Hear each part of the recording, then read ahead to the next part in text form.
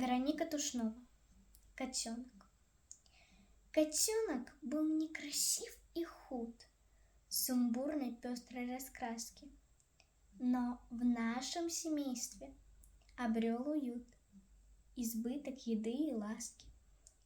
И хотя у котенка вместо хвоста нечто вроде обрубка было, котенок был сама доброта, простодушный, веселый, милый.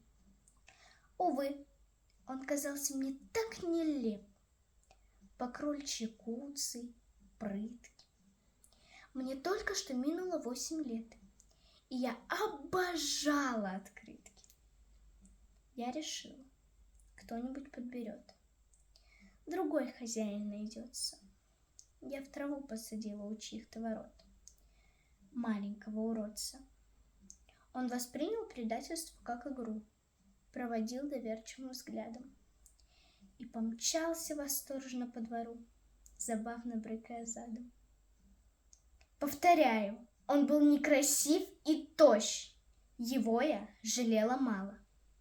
Но к ночи начал накрапывать дождь. В небе загромыхало. Я не могла ни спать, ни есть, мерещился мне котенок.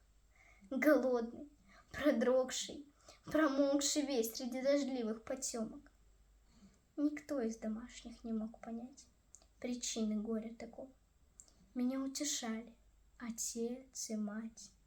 Отыщем, возьмем другого. Другой был с большим пушистым хвостом, образец красоты и силы.